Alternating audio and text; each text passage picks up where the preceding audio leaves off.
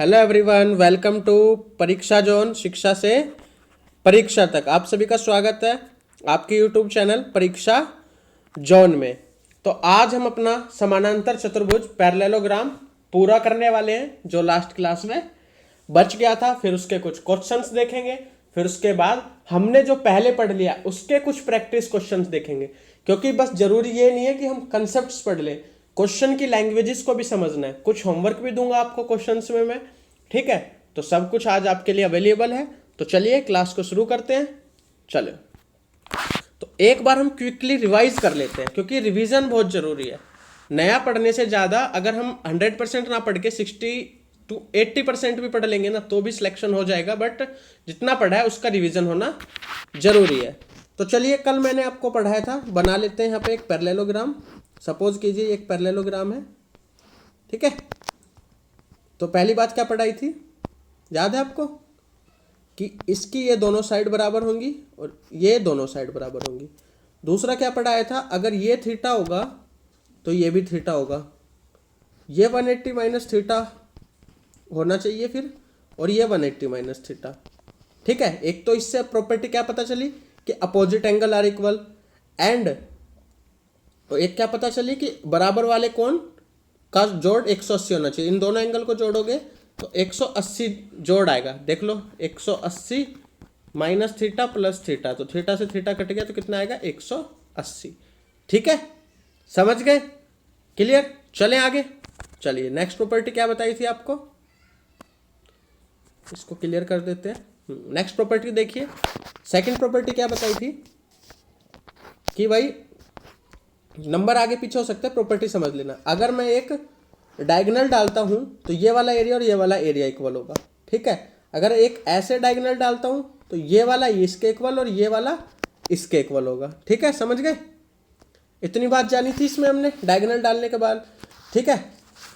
और कॉन्ग्रुएंट को शायद हम सर्वांग समता कहते हैं, मेरे को आ गया याद, लास्ट क्लास में मैं उस वर्ड को भूल गया था, ठीक है।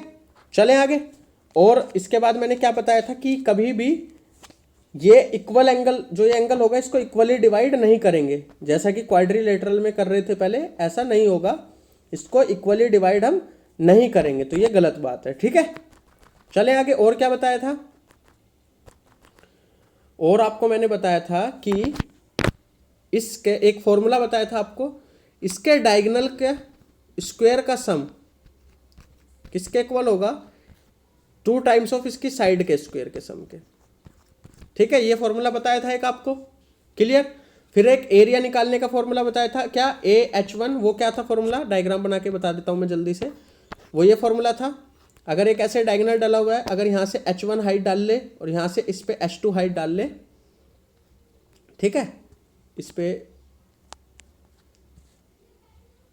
ऐसे कुछ H2 हाइट डाल ले, ठीक है, साइड के ऊपर, तो ये H1 हाइट, ये H2 हाइट। तो इसका फॉर्मूला क्या था, या तो AH1, A क्या होगी ये साइड और B क्या होगी ये साइड, या तो AH1 मान लो इसका फॉर्मूला, या फिर BH2। अगर इनमें से जो भी दो डाटा गिवन हो उससे हम वैल्यू आंसर निकाल देंगे। तो ये दोनों ही एरिया के फॉर्मूले, ये वाला भी और ये वाला भी, ठीक है। इतना सीखा था हमने। तो ये शायद हमारी 5 से 6 प्रॉपर्टी हमने सीख ली थी। तो आज हम इसमें सीखने वाले हैं नेक्स्ट प्रॉपर्टी, प्रॉपर्टी नंबर 7। करें उसको। चलिए देखिए, यहाँ पे हम बात कर रहे हैं, एक प्रॉपर्टी बताता हूँ मैं आपको। यहाँ से बस ना एक हम ये क्वेश्चन, एक स्पेशल क्वेश्चन समझ लेना इस प्रॉपर्टी को। कभी भी अगर ऐसे एक पैरेललोग्राम दिया हो, ठीक है, समझना ध्यान से, एक पैरेललोग्राम दिया हो, उसमें इस साइड को एक्सटेंड कर दे और इस साइड को एक्सटेंड करके इस पे मिला दे, ठीक है। और फिर यहाँ से एक लाइन इसको इस पॉइंट पे मिला दे, क्लियर। यहाँ से एक लाइन ऐसे खींचेंगे, वो इस पॉइंट पे मिल जाएगी। तो इसके नेमिंग कर ले, मान ले ये A है, ये B, C, D।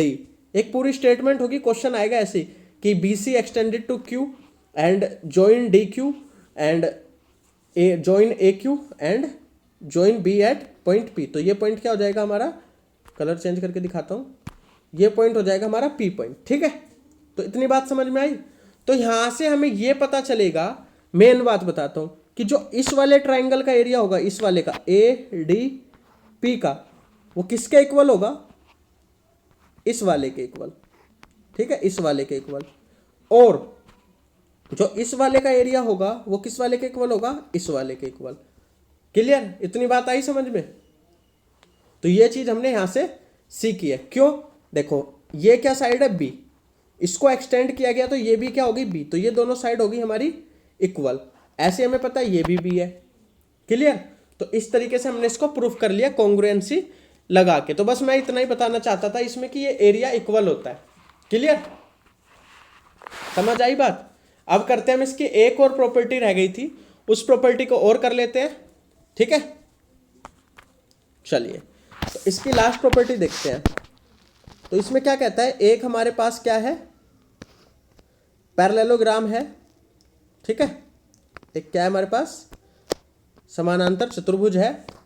उसके मिड पॉइंट को ऐसे मिला के, मान लो यहां पे नेमिंग कर लेते हैं ए बी सी डी। ठीक है, ये मिड पॉइंट है, ये ई मिड पॉइंट है यहाँ पे और ये एफ मिड पॉइंट है। ठीक है, और इसको इस ए पॉइंट से मिला दिया जाता है।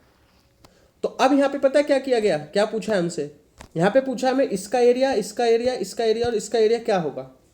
ठीक है, तो इसको कैसे करते हैं, इसका एरिया मैं आपको लिख के दे रहा हूं, आपको एक तरीके से ना उसको याद कर लेना, कोई इतना हार्ड नहीं है। जो इसका एरिया होगा, हमेशा प्रूफ जानने की जरूरत नहीं है, क्योंकि प्रूफ जानेंगे तो कोई बेनिफिट भी नहीं है। हमें डायरेक्ट क्वेश्चन आएगा, डायग्राम दिया होगा, नहीं दिया होगा तो हम बना लेंगे। क्या बोलेगा, line joining the two mid point E F.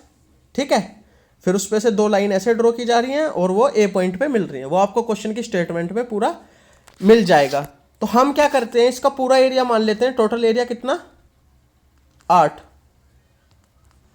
ठीक है, इसका टोटल एरिया कितना मान लिया हमने, 8 मान लिया। जो इसमें अब एरिया निकलेगा वो देखना वो कैसे कैसे होगा। अब मैं बताता जा रहा हूं, आपको लिख लेना है। ये ट्राइंगल सी ई एफ का एरिया होगा 1 पार्ट। ठीक है, मान लो टोटल इसका एरिया है 8 सेंटीमीटर स्क्वायर, तो इस वाले ट्राइंगल सी ई एफ का आएगा 1 centimetre square. A B F ये वाला और ये वाला इक्वल है, ये दोनों इक्वल है। ठीक है, ये वाला ट्राइंगल और ये वाला ट्राइंगल इक्वल है, और इस पार्ट का एरिया आ जाएगा कितना, 3। ठीक है, इसको एक तरीका तो है ये लिखने का। दूसरा तरीका क्या है, दूसरा तरीके से और दिया जा सकता है इसको, मैं दूसरे तरीके से बता देता हूं।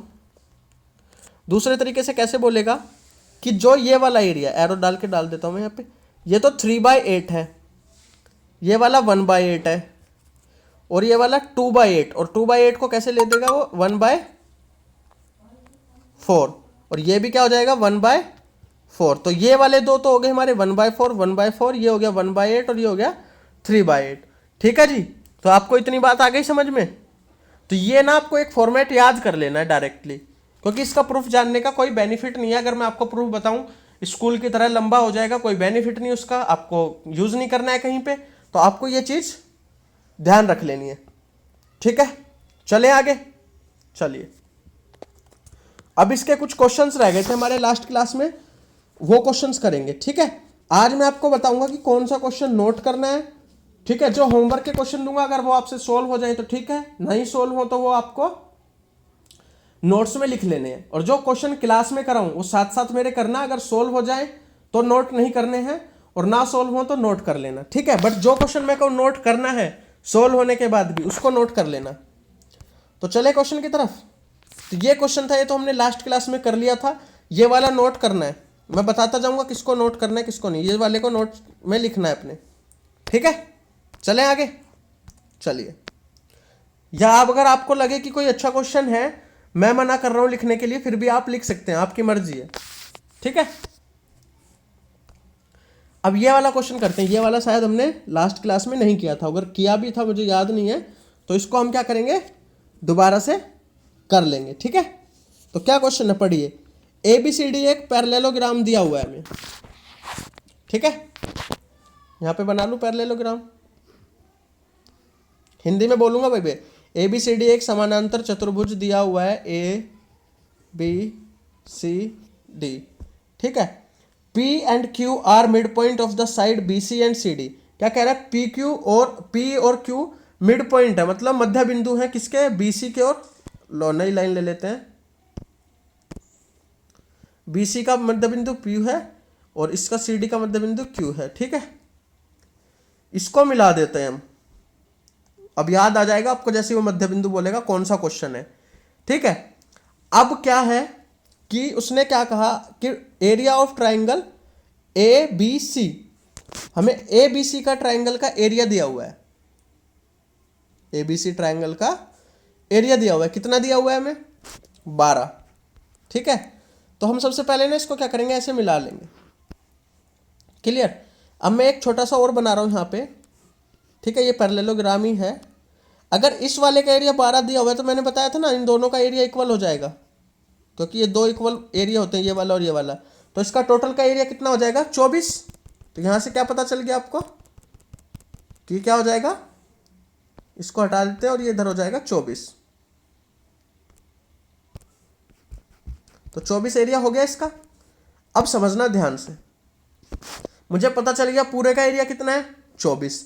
अब मैंने बताया था इस वाले का एरिया हमसे पूछा है, किसका पूछा है? Area of triangle A P Q. तो ए पी क्यू का एरिया पूछा तो मैंने क्या बताया था? पूरे के 3/8 होता है। ठीक है, तो कर लो। तो यहां से मुझे पता है पूरा के 3/8, या तो दूसरे तरीके से भी लिख सकते हो, जिसको ऐसे समझ नहीं आए कि मैंने क्या माना था पूरे का एरिया, जब 8 माना था तो 8 बराबर 24, 1 बराबर 3। तो इसमें पूछा किसका है? इस भाग का, मतलब 3 भाग होता है एरिया का, तो 3 भाग का आंसर कितना हो जाएगा? 9। तो इसका आंसर कितना आ गया? 9 सेंटीमीटर स्क्वायर। ठीक है, यूनिट का ध्यान रखना, सेंटीमीटर स्क्वायर होगा। तो इसका आंसर आ जाएगा हमारा 9 सेंटीमीटर स्क्वायर। होप सो आप सभी को क्लियर हो गया होगा ये भी। चले आगे, अब नेक्स्ट क्वेश्चन की तरफ चलते हैं हम। चलिए, नेक्स्ट क्वेश्चन ये रहा। ये वाला भी आपको, पीछे वाला भी नोट करना था और ये वाला भी नोट करना है। ठीक है, जो मेरे हैंड रिटन क्वेश्चन है आज, इनको नोट कर लेना। क्या बोलता है? एक पैरेललोग्राम है, बना लो। एक समानांतर चतुर्भुज है, किस रेशो में है? 5:4 में है। तो मैं बोल दूं ये 5x है और ये 4x है। ठीक है भाई, 5:4 में यही मान लेंगे। और इसका एरिया कितना दिया हुआ है हमें पूरे का? 1000। ठीक है, altitude on the greater side. Greater side कौन सी? बड़ी वाली साइड ये है 5x, 4x छोटा होता है। तो मैं कहने का मतलब ये h1 की वैल्यू कितनी दी हुई है हमें? 20 यूनिट। ठीक है, इसकी h1 की लंबाई हमें दे दी कितनी? 20 यूनिट। और पूछा क्या है? अब जो ये स्मॉलर साइड पे हम ऐसे भी डालते थे ना, एक यहाँ पे 90 बनाता था h2, तो h2 की वैल्यू पूछी है। तो कितना मुश्किल है? बिल्कुल आसान तो है। देखो कैसे करेंगे इसको, हमें पता है। इसको अब रफ कर रहा हूँ मैं डायग्राम के साथ ही। अब फॉर्मूले पे चलते हैं अपने। हमने एक फॉर्मूला पढ़ा था ना, AH1 हो या फिर BH2 हो, दोनों से क्या निकलता है हमारा? एरिया। यहाँ पे जो हमें 1000 स्क्वायर यूनिट दिया है ना, उसकी जरूरत भी नहीं पड़ेगी। तो A कितना है हमारा? 5x। H1 कितना दिया है? 20 बराबर B कितना है? 4x। H2 कितना दिया है? निकालना है। ठीक है, देखो अब हमें जरूरत क्यों नहीं पड़ेगी उस एरिया, क्योंकि हमें पता है दोनों बराबर है और x से x कट जाएगा। उससे हम ज्यादा से ज्यादा जो एरिया दिया था उससे हम x की वैल्यू निकाल लेते और कुछ नहीं होता। ठीक है ना, चले आगे। बट हमें यहाँ पे उसकी जरूरत नहीं है, हमें तो सीधा h2 की वैल्यू निकालनी है। ये कट गया, ये 4 से इसको काट दूंगा तो 4 पंजे 20। तो h2 की वैल्यू कितनी आ जाएगी? 5 का स्क्वायर मतलब 5 गुना 5 25 सेंटीमीटर। तो इसकी h2 की वैल्यू कितनी आ गई? 25 सेंटीमीटर स्क्वायर। क्लियर हो गया होगा आपको सभी को ये। चलूँ आगे, जिसको क्वेश्चन देखना एक बार और देख लो और लिख लो आप। ठीक है, चलें आगे नेक्स्ट क्वेश्चन की तरफ। एक क्वेश्चन ये रहा, ये थोड़ा सा नीचे से कट रहा है, मैं बोल दूंगा। The length of diagonal BD, यहां पे सीधा सा बोला है, एक वो ले लो, क्या? समानांतर चतुर्भुज। ठीक है, इसमें BD कौन सा होगा? ये कितनी दी हुई है? 18। ये BD की लेंथ कितनी दी हुई है हमें? 18 दी हुई है। ठीक है, if P and Q are the centroid of the, मेरे पास अलग से भी क्वेश्चन लिखा होगा, मैं वहां से देख लेता हूं क्योंकि यहाँ पे मार्कर का वो आ गया है लोगो। ठीक है, हाँ, P and Q are the centroid of the triangle ABC and triangle ADC। समझिए, देखो पहले नेमिंग करनी पड़ेगी इसके लिए। B C D. ठीक है, अब यहाँ पे क्या बोला है, length of diagonal B D, B D की वैल्यू दे दी 18 हमने। अब मैं इसको ना अंदर से वैल्यू को हटा लेता हूँ जिससे कि हम क्लियरली लिख सकें। तो यहाँ से मैंने बी डी को हटा लिया, बी डी की वैल्यू मुझे पता, सॉरी ये नेमिंग गलत हो गई है, तो यहाँ पे मैं लिखूंगा सी और यहाँ पे डी। ठीक है, बी डी की वैल्यू हमें दे दी इन्होंने। चले आगे, चलिए अब देखिए यहाँ पे ट्राइंगल कौन कौन से नाम लिए गए हैं, triangle A B C, triangle A B C, clear है, इस चीज का नाम लिया है इन्होंने। क्या बोलता है कि ए बी सी में P and Q are the centroid of triangle A B C and A D C. अगर हम ए बी सी की बात करें तो ए बी सी ट्राइंगल कौन सा है भाई, मैं ये इस वाली मीडियन को और खींच लूँ मैं, तो ए बी सी ट्राइंगल ये बन गया अपना। कलर चेंज करता हूँ, थोड़ा सा समझाने में ना टाइम लगेगा क्योंकि आप मेरे साथ लाइव तो बैठे नहीं हो, क्लास में कि भाई ऑफलाइन क्लास में हो, आप समझ जाओगे, पूछ लोगे डाउट, मुझे पता है आपके क्या क्या डाउट आएंगे तो सब क्लियर करने पड़ेंगे। ये ट्राइंगल हो गया। अब ध्यान से समझना क्या बोलता है कि P और Q ना सेंट्रोइड है। सेंट्रोइड मैंने अभी आपको पढ़ाया नहीं है, तो बस छोटी सी बात जान लो सेंट्रोइड के बारे में जिन्होंने नहीं पढ़ा है। भाई कोई भी एक ट्राइंगल होता है, अगर उस पर से हम ऐसे मीडियन डालते हैं और यहाँ पे एक पॉइंट ले लेते हैं, ठीक है, ये इसका सेंट्रोइड हो गया, सेंटर नहीं सेंट्रोइड। तो जो ये लाइन है ना, ये वाली लाइन, इसको ये सेंट्रोइड जो है हमारा, ये 2:1 में बांट देता है। तो सेम इस वाले ट्राइंगल में ये वो हमारा मीडियन हो गया, और इस लाइन को वो किस पॉइंट में बांट देगा, तो इसको हटा देता हूं मैं इधर वाले ट्राइंगल को, तो वो किस पॉइंट में बांट देगा देखना ध्यान से। अब तो यहां पे मैं एक पॉइंट ले लूं, यहां पे मैंने एक पॉइंट ले लिया, तो ये किस अनुपात में बांट रहा है लाइन को, ऊपर से 2 और नीचे से 1। ठीक है, क्योंकि ये हमारा बेस है यहाँ पे इस टाइम, तो याद है ना, ये देखो ट्राइंगल में ये वाली लाइन है हमारी AC। अगर मैं यहाँ पे नेमिंग करूँ तो ये क्या आ जाएगा, ABC, ऐसे है ये ट्राइंगल, और यहाँ से हमने ऐसे डाला और फिर ये 2:1 में बांट दिया इसको।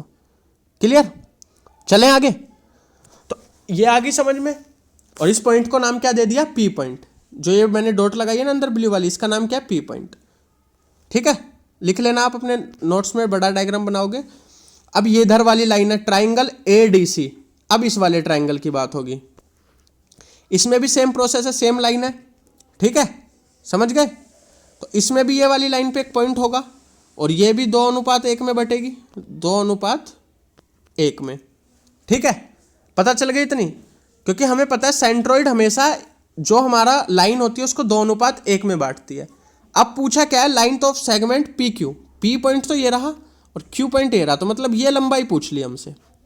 ठीक है, ध्यान से सुनना। अब हमें क्या गिवन है, पूरा 18 है। तो 18 में देखो टोटल भाग कितने, 2 भाग ये रहा, 1 ये रहा 3, 1 ये रहा 4 और 2 6, तो 6 भाग बराबर 18। ठीक है, सुनते जाना।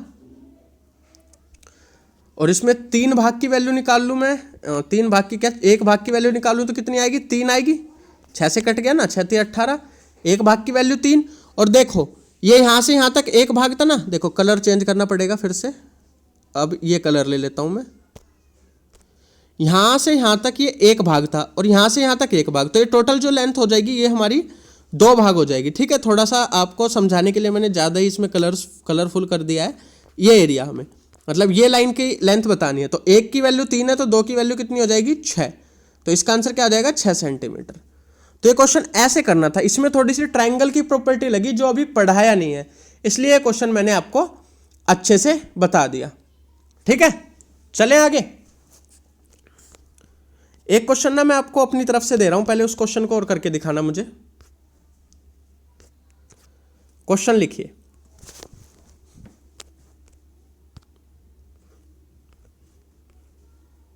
तो क्वेश्चन क्या है, अगर एक पैरेललोग्राम है AB, आप लिख लेना, अगर स्टेटमेंट लिखना चाहो मैं बोल रहा हूं, इन अ पैरेललोग्राम ABCD। ठीक है भाई, ABCD है, मैं डायग्राम बना रहा हूं साथ साथ। BD एक डायगोनल है, BD भाई एक डायगोनल है। ठीक है, ये वाला एंगल हमें दिया हुआ है 75 डिग्री। एंगल ये कितना दिया हुआ है, मैं यहाँ पे लिख रहा हूँ, वहाँ पे डाटा के साथ नहीं लिख रहा हूँ। ठीक है, एंगल ए कितना दिया हुआ है, 75 डिग्री। और एंगल DBC कितना दिया हुआ है हमें, 42 डिग्री। पूछा कौन सा एंगल है, ये वाला एंगल, इतना। तो बता सकते हो कैसे करेंगे। तो देखिए बहुत ही आसान क्वेश्चन है। भाई अगर ये 75 है तो हमने पढ़ा था ये इसके सामने वाला भी बराबर होगा, ठीक है। और अब आपने एक चीज और पढ़ी है, अब ये एक ट्राइंगल है डी बी सी, तीनों एंगल का सम होता है 180। 180 में से मुझे पता है ये 75 है और ये वाला कितना है 42, ये दे रखा है, तो ये कितना हो जाएगा, तो 180 में से मैं 75 और 42 को घटा दूंगा तो इसका आंसर कितना निकल के आएगा, करो माइनस, इसका आंसर आ जाएगा 63 डिग्री, ठीक है। तो इस टाइप से क्वेश्चन करना है, ये क्वेश्चन भी नोट कर लेना, नोट्स में लिखना है, ये क्लियर है। चलें आगे नेक्स्ट क्वेश्चन की तरफ चलते हैं, नेक्स्ट क्वेश्चन को देखते हैं। और ये सारे क्वेश्चन ना मैं इंपॉर्टेंट लेके चल रहा हूं, ऐसे नहीं है कि कुछ भी इजी हार्ड लेके आ रहा हूं। जो क्वेश्चन इसमें से आए हुए हैं ना प्रीवियस ईयर, जो ये भी करा रहा हूं मैं हैंड रिटन भी, ये प्रीवियस ईयर है, ठीक है। थोड़ा टाइप नहीं कर पाया था तो इसलिए मैंने हाथ से लिख लिया इनको। चलें आगे, देखिए अब एक क्वेश्चन और लिख सकते हैं आप, ये क्वेश्चन आपके लिए होमवर्क होगा, इसको लिख लीजिए, मैं लिख देता हूं, स्टेटमेंट इंपॉर्टेंट है इसलिए लिखवा रहा हूं। द एडजेसेंट, एडजेसेंट मतलब ना बराबर वाली, ऐसे ये वाली साइडों की बात करी हुई उसने, ठीक है, हिंदी वालों के लिए बोल दिया मैंने। Adjacent side of a parallelogram, पूरा लिख लेना, पैरेललोग्राम मतलब समानांतर चतुर्भुज आर 12 एंड 8 सेंटीमीटर, ठीक है। तो ये क्या दे दी हमें, साइड दे दी, और इसके एक डायगोनल की वैल्यू, मतलब कोई भी मान लो D1 की वैल्यू दे दी इसने 10, तो D2 की वैल्यू आपको निकालनी है। ये आपके लिए होमवर्क क्वेश्चन है, नोट कर लो जल्दी से, इतना सा इजी क्वेश्चन है। याद, हिंट दे रहा हूं, फॉर्मूला लगा लेना, एक फॉर्मूला लिखवाया था आपको, ठीक है। क्या था फॉर्मूला, D1 का स्क्वायर प्लस D2 का स्क्वायर बराबर 2 टाइम्स ऑफ उसके साइड का A square plus B square, ठीक है। चलें आगे, तो ये आप कर लोगे उम्मीद है मुझे। चलते हैं अब आगे, देखते हैं और क्या क्वेश्चंस है हमारे पास। अब जो आपके लिए होमवर्क क्वेश्चंस थे उनको देखते हैं। ये क्वेश्चन है, क्या कहता है, एक स्ट्रीट है जिसकी चौड़ाई 10 मीटर है, surrounds from outside a rectangular garden. भाई एक मान लो यहां पे गार्डन है, ठीक है, इसके चारों ओर वो रोड बनी हुई है, ठीक है। ये क्वेश्चन है आपके लिए, क्या बोलता है, जो गार्डन है उसकी लंबाई तो 200 है, एल कितनी है 200, और ब्रेथ कितनी है या विड्थ बोल लो 180, ठीक है। और रास्ता 10 मीटर चौड़ा है, तो ध्यान से देखो, ये 10 है, ये 10 है, ये 10 है और ये 10 है, क्लियर। तो यहां पे क्या पूछा है, रास्ते का क्षेत्रफल ज्ञात करना है। तो रास्ते का क्षेत्रफल करने के लिए कुछ नहीं है, हम इसका पूरे का क्षेत्रफल निकाल लेंगे बाहर वाले का, और इसमें से ये वाला क्षेत्रफल घटा देंगे तो हो जाएगा। तो मैं अब बाहर वाले की एक बार डायमेंशन लिख देता हूं, फिर क्वेश्चन को सोल्व करेंगे डायग्राम को हटा के। तो बाहर वाले की डायमेंशन में लेंथ लिखोगे तो कितनी लिखोगे भाई, 10 इस साइड बढ़ गई 10 इस साइड, तो लेंथ हो जाएगी 220। ब्रेथ कितनी हो जाएगी, ब्रेथ 180 थी, 10 इस साइड बढ़ी 10 इस साइड, तो 200 हो जाएगी, ठीक है। करें अब, चलिए। तो अब करना क्या है, बड़े वाले में से छोटे वाले को घटा देना है। तो क्या आया मेरा, 200 गुना में 220 माइनस 200 गुना में 180, यह आया। इसको सोल्व करना, जल्दी कैसे सोल्व करेंगे, इसमें से ले लेते हैं हम 200 कॉमन, जिससे जल्दी सोल्व हो जाए। तो अंदर क्या बचेगा, 220 माइनस 180, दिख रहा होगा आपको ये कलर, ठीक है। इतना बचा, 220 में से 180 गए तो कितने बचेगा 40, तो 200 गुना 40 तो कितना आ जाएगा 8000, 8000 आ गया। तो ये इसका आंसर हो गया। इस क्वेश्चन को ऐसे करना था हमें, ठीक है। चले आगे, इसमें से हमने 200 कॉमन ले लिया था, ये समझ गए, कैलकुलेशन शॉर्ट करने की ट्रिक है, इसमें फिर हमें पूरा गुना नहीं करना पड़ता है। नेक्स्ट क्वेश्चन, यह क्या कह रहा है, area of square inscribed in a circle of radius 8 centimetre. क्या कह रहा है, हमें उस स्क्वायर का एरिया बताना है। देखो एक सर्कल है, दोबारा से बनाते हैं, एक सर्कल है और इसके अंदर क्या है, एक कलर चेंज कर ले, कलर चेंज करने से ना आपको अच्छे से समझ आ जाता है। ये एक स्क्वायर समझ लेना, बराबर है, ठीक है, एक स्क्वायर है। अब यहां पे क्या बोला है, सर्कल का रेडियस दिया हुआ है 8 सेंटीमीटर और हमें से पूछ लिया क्षेत्रफल किसका, स्क्वायर का। तो बहुत आसान क्वेश्चन है। देखो मैं बात करूं यहां पे तीसरा कलर लेके, ये वाली लाइन, तो ये क्या हो जाएगी, इस सर्कल का डायमीटर हो जाएगी और इस स्क्वायर का क्या हो जाएगा, डायगोनल, मतलब क्या, विकर्ण। और सर्कल का क्या हो जाएगा, वो त्रिज्या की 2 गुना लेंथ हो जाएगी ये, ठीक है। तो मुझे यहाँ पे क्या पता चला, ये पूरी लेंथ कितनी है 16, और स्क्वायर में बात करें तो ये √2a है। ए की वैल्यू कितनी आ गई 16 बटे में √2, ठीक है, समझते जाना अब। और मुझसे पूछा क्या है ए स्क्वायर, तो 16 का स्क्वायर कितना होता है बताओ, 256, सही हूं ना मैं। 16 का स्क्वायर 256 और √2 का स्क्वायर 2, 256 को 2 से काटा तो इसका आंसर आ गया सी ऑप्शन सही, 128 स्क्वायर सेंटीमीटर, ठीक है भाई। चलें आगे, नेक्स्ट क्वेश्चन की तरफ चलते हैं। देखिए ये 2 क्वेश्चन है आपके लिए, आसान क्वेश्चन है। यहां पे क्या दिया हुआ एक बार बता देता हूं थोड़ा सा, ये होमवर्क है दोनों आपके लिए। एरिया ऑफ अ रेक्टेंगल दिया हुआ है यहाँ पे, ठीक है, और हमें उसका एक पॉसिबल पैरामीटर, क्योंकि देखो ये क्वाड्रेटिक इक्वेशन है तो यहाँ से 2 वैल्यू निकलेंगी, तो पॉजिटिव वैल्यू से जो आंसर आएगा वो हमें निकाल देना है। दूसरा क्वेश्चन क्या कहता है, पैरामीटर दिया हुआ है हमें स्क्वायर का और रेक्टेंगल का क्या है बराबर। तो देखो पैरामीटर ऑफ स्क्वायर और रेक्टेंगल क्या होता है, इसका होता है 2l+b और इसका होता है 4a। तो यहां से पता चला कि ये हो जाएगा 2a, l+b = 2a, ठीक है। अब क्या बोलता है, इनके एरिया के बारे में बोला गया है भाई, इसका एरिया क्या होगा a स्क्वायर और इसका एरिया क्या होगा lb, ठीक है। तो यहां से ना हमें इसका रिलेशन निकाल के सोल्व कर देंगे और फिर इसमें p और q की फॉर्म में बता देंगे। तो ये आपको ये भी होमवर्क में करना है, ना हो तो बताना, कल वाली क्लास में मैं करूंगा। कमेंट कर देना नो सर, नो सर, मतलब क्वेश्चन नंबर डाल के नो सर, ठीक है, नहीं हुआ। चले आगे, ऑफलाइन कमेंट कर देना जो बाद में देखें। A lawn in the form of, मतलब लॉन मतलब एक तरीके से पार्क बोल सकते हैं हम, in the form of a rectangle, एक रेक्टेंगल है, ठीक है, इसकी ये 3 है और ये 4 है, एक्स में 4x 3x, ठीक है, रेशो में दी हुई है, और उसका पूरा एरिया कितना है 1/12 हेक्टेयर। तो हमें इसकी 3x की वैल्यू निकालनी है, ठीक है। तो देखो कैसे करेंगे, मुझे पता है एरिया क्या होता है 4x गुना में 3x, ठीक है, और इसके ऑप्शन ना मीटर में है, हेक्टेयर में नहीं निकालनी है इसकी वैल्यू, मीटर में निकालनी है। और मीटर में करने के लिए ना हमेशा आप इसको हेक्टेयर को 2 बार 100 से गुना कर देना, ठीक है, आपका हमेशा निकल आएगा 100 से 2 बार गुना कर देना है। तो अब क्या आ गया, ध्यान से देखते जाना, यहां से निकल के आएगा 12x² बराबर 100 का स्क्वायर अपॉन में 12। अब मैं ऊपर वाली लाइन को रफ कर रहा हूं, इसको मैं हटा रहा हूं यहां से, ठीक है, नीचे मैंने लिख दिया अब ये सोल्व करके। तो देखिए अब आगे क्या करना है, देखिए इतने में कर लेते हैं। अब ये 12 को ना मैं नीचे ले जाऊंगा, इस 12 को मैं नीचे ले जाऊंगा, तो ये क्या आएगी x² की वैल्यू 100 का स्क्वायर बटे में 12 का स्क्वायर, भाई 12 गुना 12 हो जाएगी, तो स्क्वायर से स्क्वायर कट जाएगा, तो x की वैल्यू आ जाएगी 100 बटे में 12, ठीक है। तो अब मैं सब रफ कर रहा हूं और x की वैल्यू नोट कर लेते हैं हम। x की वैल्यू कितनी आ गई 100 बटे में 12, सब हटा रहा हूं, नोट कर लो जल्दी से एक बार समझते हुए। x की वैल्यू कितनी आ गई 100 बटे 12, इसको सोल्व कर ले। और हमसे पूछा क्या है ब्रेथ, तो यहीं पे सोल्व हो जाएगा, मतलब 3x की वैल्यू पूछा है, तो x की वैल्यू ये है तो इसको 3 से गुना कर दूंगा तो दोनों साइड 3x की वैल्यू आ जाएगी, इससे काटेंगे 4 बार और ये 25, तो इसका आंसर हो जाएगा 25, ठीक है। तो चलिए अब अगला क्वेश्चन करते हैं। अगला क्वेश्चन ये रहा, क्या कहता है कि जो एरिया है रेक्टेंगल का, मतलब एक आयत का क्षेत्रफल वर्ग के क्षेत्रफल का 3 गुना है। तो कहने का मतलब है कि यहां पे अगर मैं लिखूं L × B,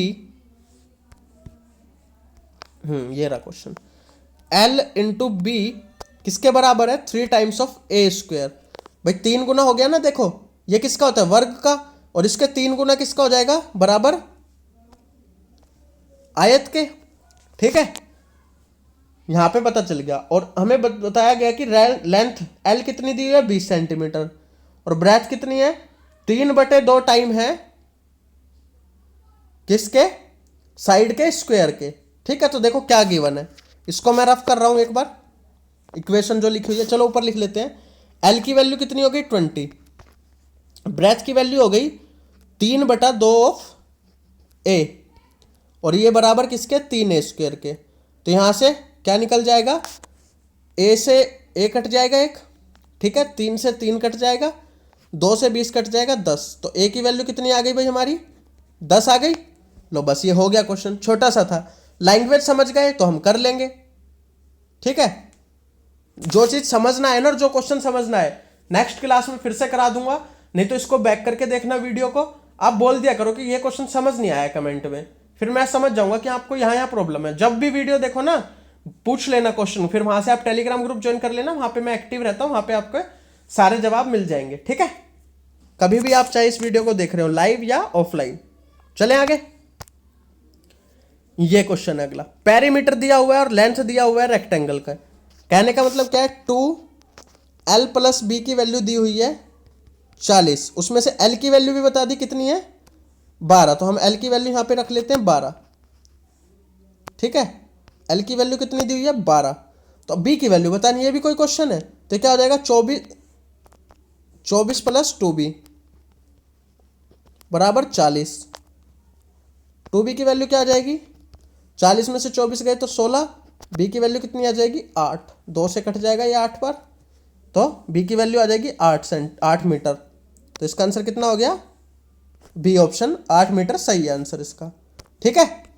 तो आज की क्लास को हम इतना ही रखते हैं आपके। चलो ये वाले क्वेश्चन को आप स्क्रीनशॉट ले लो जल्दी से, ये होमवर्क है आपके लिए, नहीं तो क्लास लंबी हो जाएगी। ये वाले क्वेश्चन होमवर्क है आपके लिए, ले लिया होगा आपने स्क्रीनशॉट। ये वाला मैं करा देता हूं। देखो अगर वो बोलता है if each edge of a square be doubled then increase percentage in area. अगर हर चीज को डबल कर दिया जाए तो परसेंटेज एरिया में कितना इंक्रीज आएगा। अगर मैं बोलूं पहले एरिया था उसका 100, ठीक है, और अब डबल करने पे क्या हो जाएगा 4। देखो ऐसे कर लेते हैं इसको, अगर मैं करूं 10 गुना 10, पहले साइड थी 10, ठीक है, तो 10 गुना 10 कितना हो गया एरिया 100। अगर अब साइड को डबल कर दिया तो ये 20 गुना 20 हो जाएगा, तो कितना हो गया 400। तो कितना बढ़ गया 300, 300% बढ़ गया ना। देखो 300 बढ़ गया ना, और परसेंटेज में बात चल रही है 100%, 400%, तो 300% ये हो गया। क्लियर है। तो ये क्वेश्चन आपको सबको ऐसे करना है, ठीक है। तो चलिए आज का सेशन इतना ही है। Thank you very much. Screenshot ले लो आप इस क्वेश्चन का, और जो क्वेश्चंस मैंने आपको होमवर्क में दिए हैं अगर आप कल तक कर लेते हो तो कल की क्लास में इंक्लूड कर लेंगे, नहीं तो मैं इन क्वेश्चंस को एक काम करूंगा कल से नेक्स्ट वाली क्लास में इंक्लूड कर लूंगा, क्योंकि आपको भी टाइम चाहिए। कुछ बच्चे ऑफलाइन देखते हैं क्लास, उनके पास मतलब जब भी टाइम लगता है वो जब देखते हैं, ठीक है। तो आप सभी को अपना रिस्पॉन्स जरूर देखना है। अगर आप क्लास देख रहे हो तो मुझे भी पता चलना चाहिए कितने बच्चे सीरियसली पढ़ रहे हैं, ठीक है। तो चलिए thank you very much, share कीजिए ज़्यादा से ज़्यादा।